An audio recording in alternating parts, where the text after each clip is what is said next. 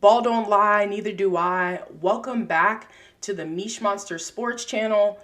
Appreciate you taking the time to stop by as you're watching this video. Also appreciate a like, a subscribe, or any comments that you can leave me so I can make sure I'm putting out the most relevant content for you. Today we are discussing the top 10 NFL teams creating the most buzz going into training camp. And we're going to rank those teams 1 through 10. Keep a lookout for part 2 of this series. Will be coming out in the next few days where we discuss the 10 most miserable teams going into the NFL season. I'm sure both of these episodes are going to create a little bit of controversy, but you know I welcome that all day. Let's jump right into it. Number 10, the Dallas Cowboys. Typically, I wouldn't put Dallas in my top 10 of anything.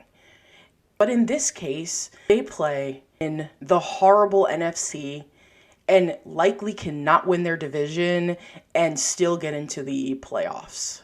I thought about putting the Los Angeles Chargers here, but we know the Chargers are one of the most untrustworthy teams. They have questions at the head coaching position. They don't do well in one-score games, and we can't really trust them not to shoot themselves in the foot. For Dallas, we know that they're always going to be formidable, regardless of the strength of their roster.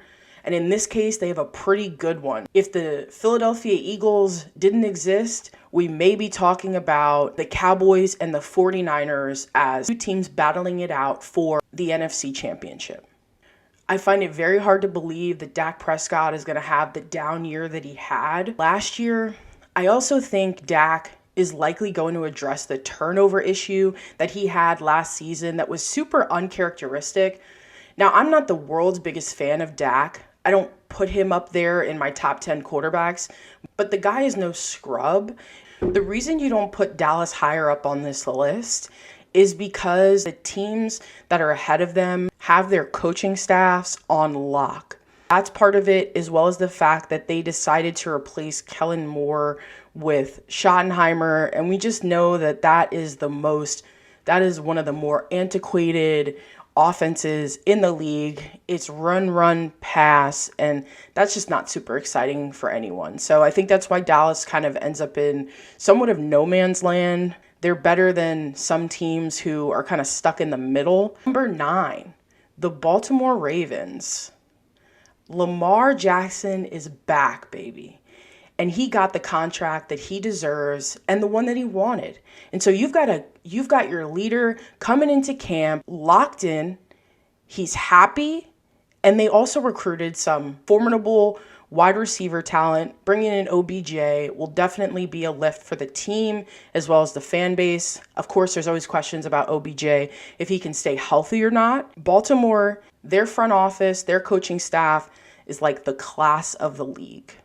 I think that they made enough moves to be considered for an opportunity to really compete for the AFC North title. And Baltimore always drafts very smart. So they addressed a lot of the needs that they had. Baltimore has some studs on the defense still. Roquan Smith, Marlon Humphrey. Those dudes always show out. I think my concern with Baltimore is always the same. Can Lamar stay healthy late into the season? And what is that offense going to look like when they're playing from behind? Number 8, I have the Jacksonville Jaguars here, which I think is probably going to surprise a few people. But Jacksonville has really built one of the more full and talented rosters in the NFL. We know that the AFC is obviously much stronger than the NFC. We've seen Jacksonville's ability to play some heavyweights and really show up. You have the combination of Trevor Lawrence and Doug Peterson only trending up. Trevor's only going to get better. He's an incredible leader. Those guys in the locker room love him. Ultimately, they get a leg up because their division is an absolute wreck. Because of that, you have to feel like they're going to really show up and win that division probably with their eyes closed. Number 7, the New York Jets. I honestly felt like it was going to create too much controversy if I didn't put them up at this number, but I'm still bullish on the New York Jets. I have to put them high on this list because my reality is that I have very little faith in Aaron Rodgers' ability to overcome adversity in the New York City market. I think the Jets are going to be pretty good because Joe Douglas has just straight up put together a really good team. I think that if Aaron doesn't get his way in New York, if things take a turn, I think that he's going to get salty. Right now, everything is roses and wallflowers. Aaron has a smile on his face every time you check on him. Things are all really great until you get punched in the mouth.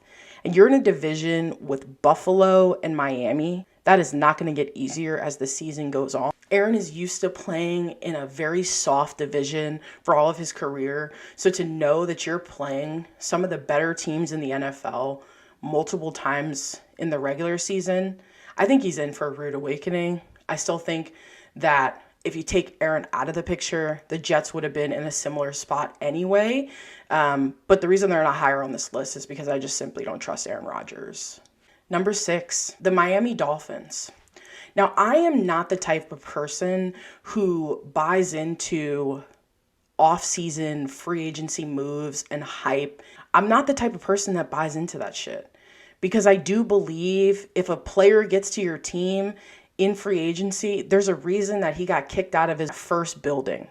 Miami looks incredible on paper, and normally I wouldn't advocate for a team like this, but we have already seen it work with Tua and Mike McDaniel, and we know that they're only going to get better, and we already have a full year sample size of what that team can be.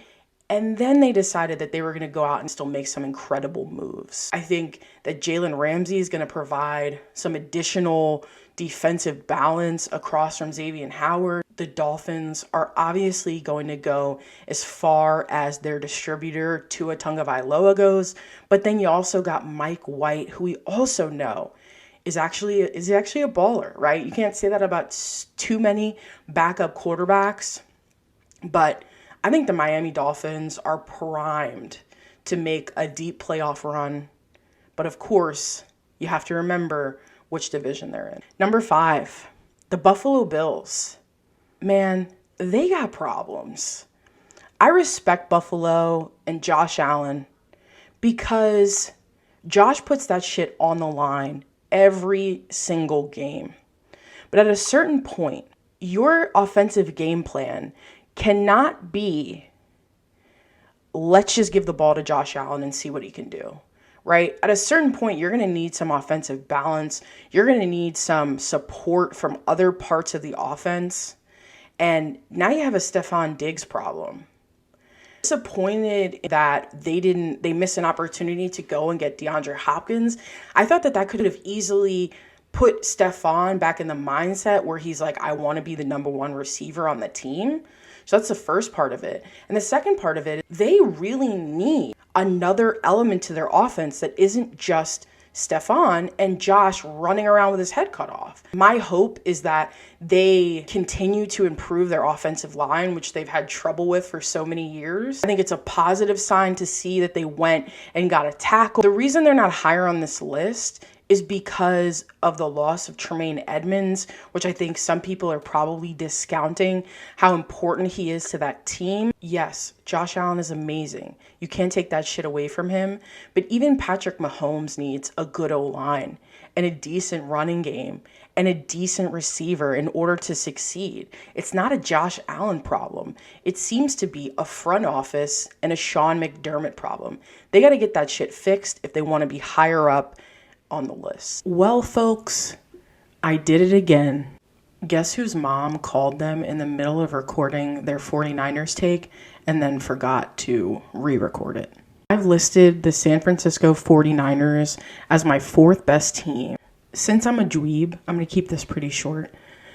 The 49ers were successful with Nick Mullins as their quarterback. They have a similar roster, and they still have the best quarterback whisperer in Kyle Shanahan.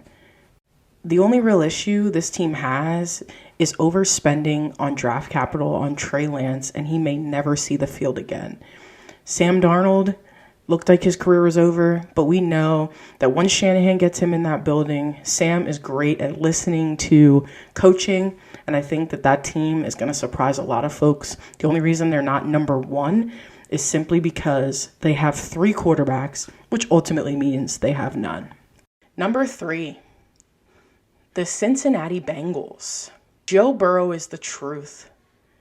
We know that this guy is a franchise and operational changer.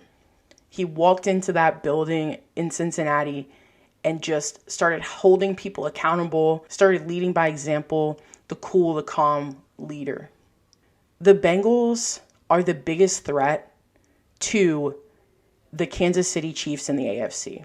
It's not Buffalo for the reasons that I just listed. I have concerns with their loss of some of their more vocal leaders. I think the loss of Von Bell and Jesse Bates is really nothing to scoff at, and I was surprised to see them let Jesse Bates walk. I think the Bengals, they've got their operation cleaned up, and they are going to continue being that number 1 threat in the AFC to the Chiefs until Buffalo can get their act together. Number 2, the Philadelphia Eagles. Them being number 2 on this list is likely not going to surprise anybody. Some things to note are that some people think that Jalen Hurts had his best season last year and likely won't be able to top that. I disagree.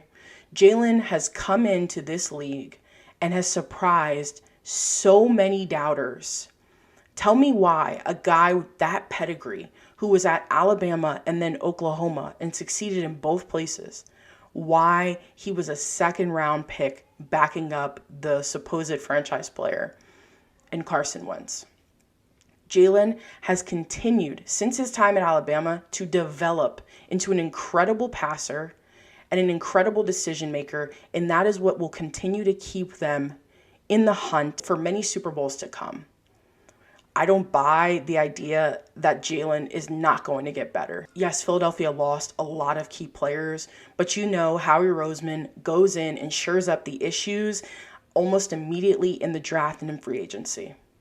Philadelphia has a real case to be the best roster in the NFL. Number 1, the Kansas City Chiefs. Surprise, surprise. There are times that I get kind of annoyed and I get kind of tired of watching them, I'll be completely honest, because it's just like one amazing thing after another amazing thing, right? Which we shouldn't take for granted as football fans because we may never see it again, right? Seeing Patrick Mahomes do the things that he does. Brett Veach, Andy Reid are a match made in heaven, and they continue to be so cerebral and so connected to the GM and coach combo is perhaps the best in the NFL. And you see it with the way that they draft, as well as the way that they go after players in free agency, make roster moves throughout the season. Yes, they lost Frank Clark, and they also lost Orlando Brown Jr. But almost immediately, they signed Juwan Taylor and another edge defender who can get to the QB. When you have Patrick Mahomes, Andy Reid, and Brett Veach together, you are not going to find a team or a combination that is better in the sport. The Chiefs are still my favorite for the Super Bowl, especially after watching Patrick Mahomes on that quarterback series. The dude is the real fucking deal. So that's my list. Leave your thoughts in the comments, as I know you will. Would love to hear your feedback. Look out for part 2 of this series where we're going to be talking about the miserable teams in the NFL.